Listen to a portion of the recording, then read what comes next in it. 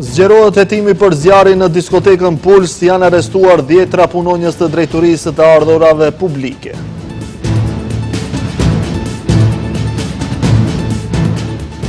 Kryeministri Mickoski deklaroi se javën tjetër pritet të caktohen emrat që do të jenë pjesë e ekzekutivit.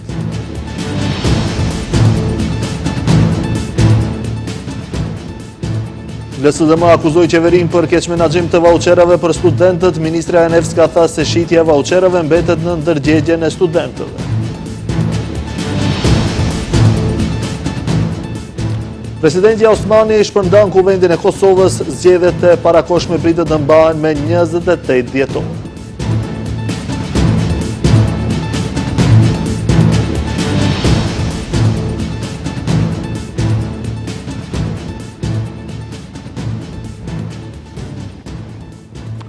Përshëndetje shikues të nderuar, jemi me lajmet në televizionin Shenja. Krye prokurori Lupço Kocevski ka njoftuar se janë arrestuar 10 punonjës të punësuar në drejtorinë të ardhurave publike dhe se aktualisht po kryhen mbastisje në disa lokacione. Këto arrestime lidhen me zgjerimin e listës së të akuzuarve për zjarrin në diskotekën Puls në Koçan.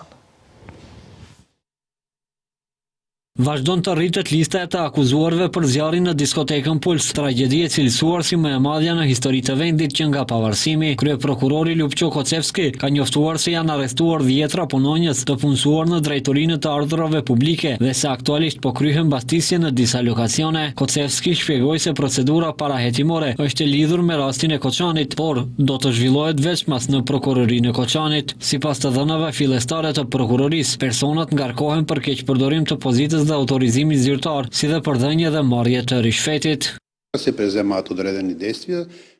Nëse del diçka e re lidhur me ndonjë vepër penale, lënda eventualisht mund të transferohet në prokurorinë themelore për krim të organizuar dhe korrupsion. Kjo lëndë nuk mund të bashkohet me lëndën aktuale për Koçanin, sepse këtu nuk ka lidhje me pasojën e dëmshme, pra me vdekjen. Këto janë vepra penale për keqpërdorim, dhënje dhe marrje rishfeti, të cilat nuk kanë lidhje me ngjarjen penale, pra me lëndën për Koçanin që aktualisht është në procedurë. Për shkak të procedurës hetimore, Kocevski nuk zbuloi se në cilat pozita në drejtorinë të ardhurave publike ndodhen personat e përfshirë në procedurë, pasi ende po merren të dhënat e tyre personale. Shton se prokuroria do të propozojë masa të caktuara për të ndalurit.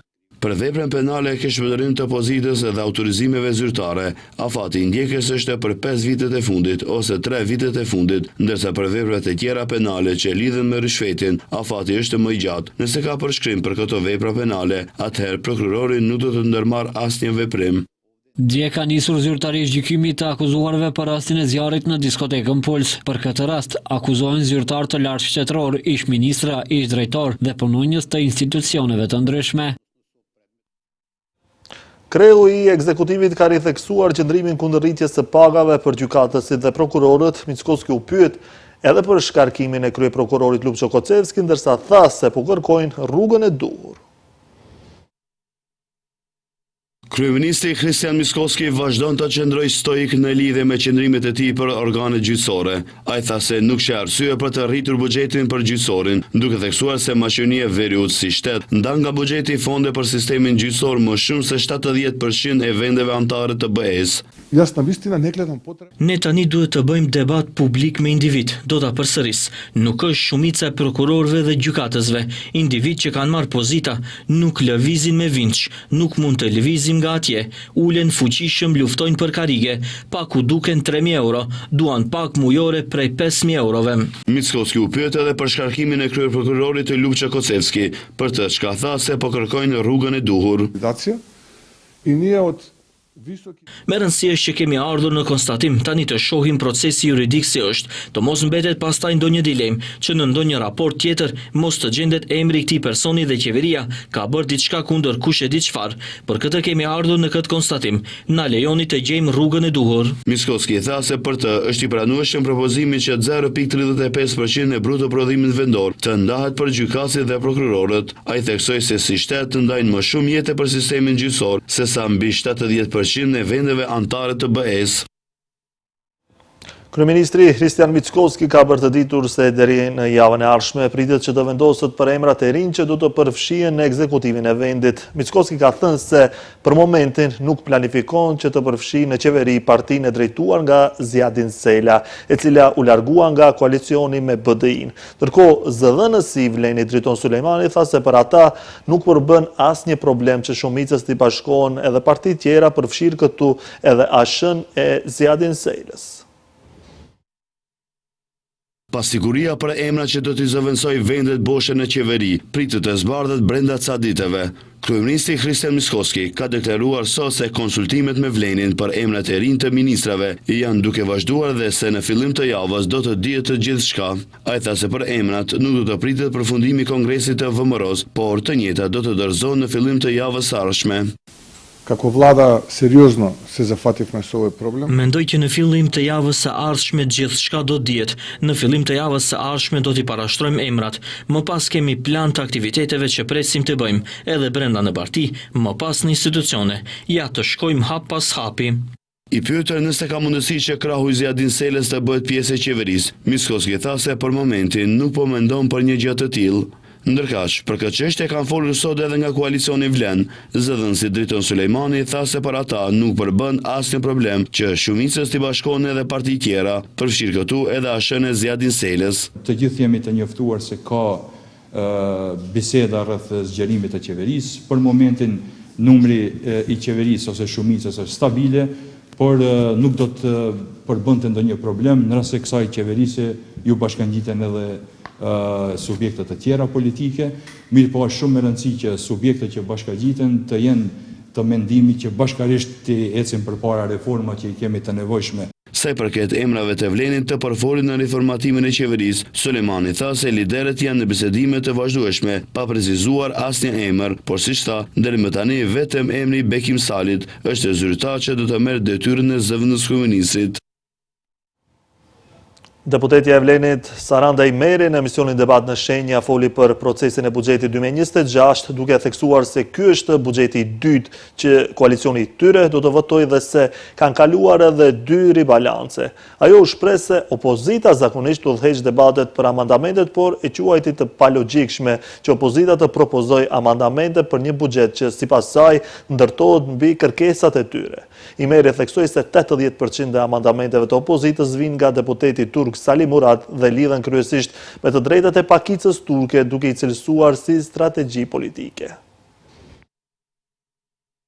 Debati për buxhetin e vitit 2026 ka hyrë në fazën e nxehtë të amendamenteve, ndërsa në emisionin debat në Shenja, deputetja e koalicionit Vlen, Saranda Imeri, solli një panoramë të qartë të gjithë procesit. Ajo tha se ky është buxheti i dytë të cilin ata do të votojnë në 10 orë, dhe se kanë kaluar edhe 2 ribalanse të buxheteve. Sa i përket diskutimeve dhe marrjes pjesë aktive në diskutimet lidhur me buxhetin, Imeri tha se çdo herë ky privilegj i takon partive opozitare, për shkak se edhe nga praktika e dinë se partitë opozitare çdo herë kanë vërejtjet e tyre. Për këtë arsye, ajo e quajti të palogjikshme që vetë opozita të parashtrojë amendamente për një buxhet që sipas saj ndërtohet pikërisht mbi kërkesat që ata përcjellin. Ndërkaq, duke shtjelluar këtë çështje të buxhetit për vitin 2026, ajo tha se 80% e amendamenteve, të cilat janë propozuar nga opozita, në këtë rast nga BDI-ja, janë amendamente nga deputeti turk Salim Murat. Dhe shumica e tyre kanë të bëjnë me të drejtat e pakicës turke. Do me thënë, kjo është një lloj PR-i të themin nga ana e opozitës, do thënë është strategji e tyre normalisht që çdo herë deputetët e opozitës të bëjnë zhurmë sa u përket ndarjes mjeteve buxhetore, normalisht. Kjo është edhe detyrë e atyre. Por kryesisht, këto amendamente nuk kanë të bëjnë sa i përket realitetit, do me thënë.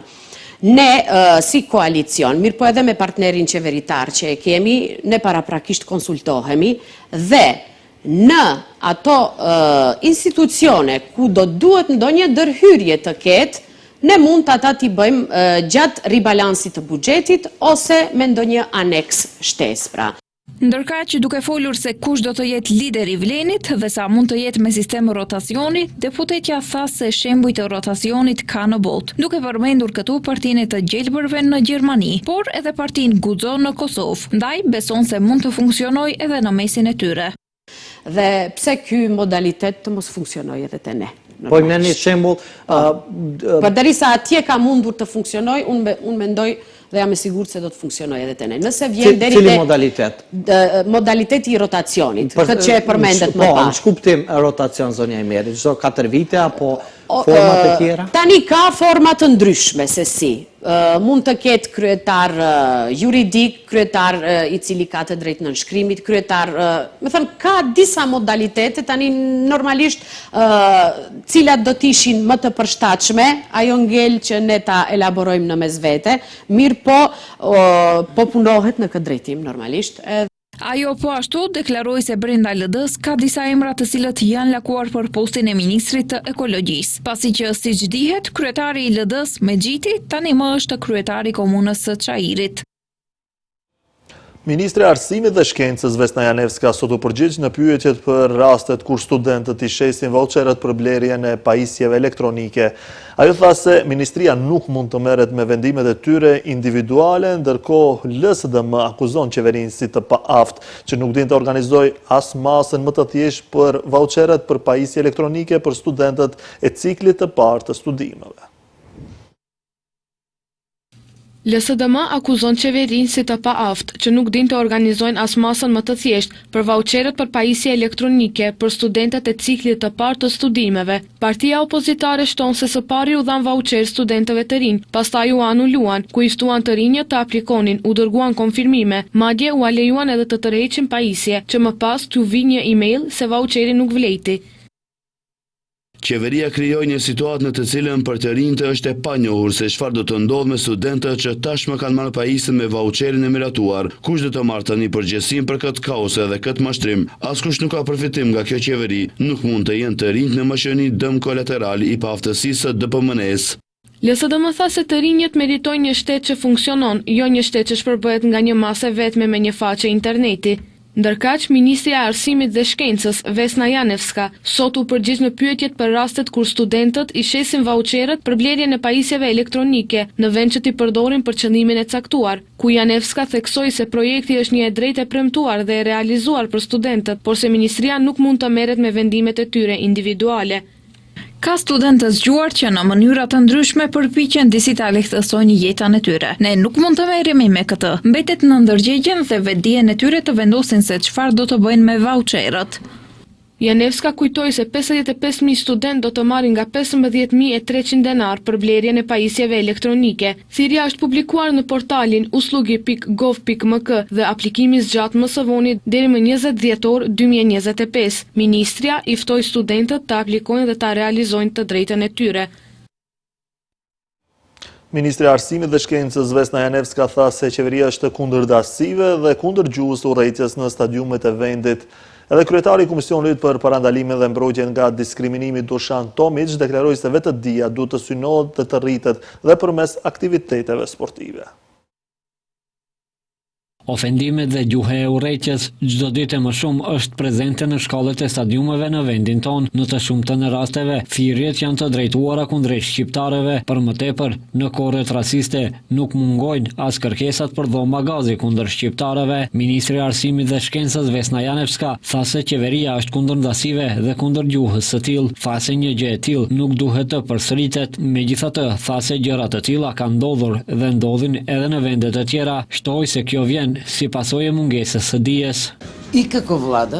Edhe si qeveri, po edhe si Ministri e Arsimit, në vazhdimsi jemi duke treguar se çfarë duhet bërë dhe si nuk duhet vepruar. Për fat të keq, stereotipe ekzistojnë. Fatkeqësisht nga grupe të ndryshme po tregohet edhe padurimi. Grupe të tilla ka në të gjithë botën, po edhe në Maqedoni, por fakti se janë gjithandej nëpër botë nuk do të thotë se ne duhet t'i mbështesim. Ne po ndërmarrim gjitha masat si Ministri e Arsimit dhe prandaj jam edhe këtu për të dëshmuar se duhet të luftohet një gjë e tillë. Për këtë fenomen, foli edhe kryetari i Komisionit për parandalim dhe mbrojtje nga diskriminimi, Dushan Tomić. Smetam dhe ka preku sportot. Përmes sportit duhet të ngrisin vetëdijen, pikërisht për atë që edhe përmendet për ofendime që vijnë nga tribunat, por edhe mes vete të futbollistëve të rinj ndodhin gjëra që nuk janë të padëshirueshme, por e them se fillimisht duhet të njihemi që më pas të gjykojmë se kush çfarë personi është. Këto komente Janevska dhe Tomić i dhanë pas ngjarjes së organizuar nga UNICEF kundër diskriminimit në futboll, në të cilën morën pjesë 10 fëmijë, futbollistë aktiv dhe persona me aftësi të kufizuara. Ministria e Financave ka dhënë sot sqarime shtesë sa i përket ndryshimeve ligjore në lidhje me TVSH-n për pagesat e blerjave online. Nga Ministria thanë se ndryshimet e miratura nuk duhet të ndikojnë në mënyrën se si qytetarët marrin dërgesat e tyre nga platformat jashtë vendit. Përkatësisht, TVSH-ja përllogaritet tashmë në çmim dhe ndaj shtetit paguhet nga dërguesi ose operatori postuari autorizuar me të cilin platforma ka marrëveshje. Ministria e Financave gjatë ditës së sotme ka informuar se ndryshimet dhe plotësimet e miratuara në ligjin e TVSH-s nuk do të ndikojnë në mënyrën se si qytetarët marrin dërgesat e tyre nga jashtë vendit, përfshirë ato të porositura përmes platformës Temu. Ata theksuan se dërgesat që qytetarët porosisin nga Temu deri më tani kanë pasur TVSH-n të përllogaritur në çmimin e produktit. Kjo praktik vazhdon edhe pas ndryshimeve në ligj, ku siç thanë ata, TVSH-ja do të mbetet e përllogaritur në çmimin e produktit, si deri tani, nga ku kjo do të thotë që qytetarët nuk do të paguajnë asgjë shtesë kur marrin dërgesën, as nuk do të kenë detyrim të ripagese. TVSH-ja që është përllogaritur tashmë në çmim ndaj shtetit paguhet nga dërguesi ose operatori postari autorizuar, me të cilin platforma ka marrëveshje. Ministria e Financave thekson edhe një herë se ndryshimet ligjore nuk ndryshojnë metodën e pranimit dhe zhdoganimit të dërgesave. Kuvendi votoi ndryshimet në ligjin e tatimit mbi vlerën e shtuar, të cilat shfuqizojnë lirimet nga TVSH-ja për dërgesat online me vlerë deri në 22 euro. Qëllimi i këtyre ndryshimeve ligjore, siç thanë ata, është përforcimi i ekonomisë vendase, mbështetja e kompanive lokale dhe krijimi i vendeve të reja të punës. Me këto ndryshime dhe plotësimet e ligjit të TVSH-s, nga Ministria sqaruan se bëhet një hap i rëndësishëm në mbrojtjen dhe zhvillimin e ekonomisë vendore, veçanërisht në kushtet e globalizmit intenziv dhe rritjes së tregtisë digjitale, ndërsa po kontribuojnë edhe në uljen e ekonomisë gri. Sistemi i mëparshëm lejonte apuzime të mundshme, importimin e mallrave të liruara nga TVSH-ja që më pas shiten në tregun vendas. Ndaj për këtë arsye, zgjidhjet e reja ligjore e parandalojnë këtë praktik dhe sigurojnë mjedis tregut të drejtë dhe të kontrolluar.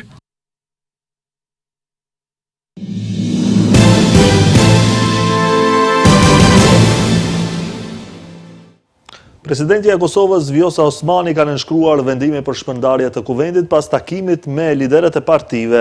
Veprimi i Osmanit vjen pasi mandatari i dytë Glauko Njufca dështoi ta formojë qeverinë.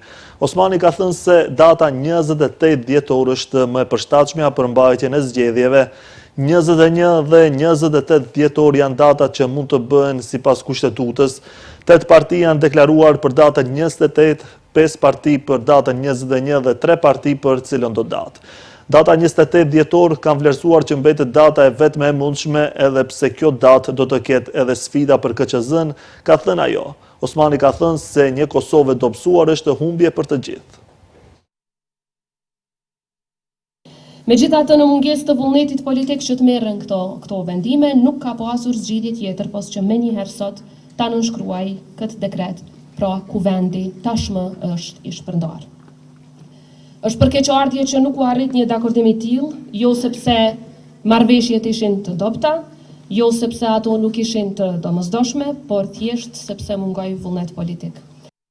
Kjo ishte e gjitha për këtë edicion informativ. Faleminderit për vëmendjen. Bashkë miru pafshim.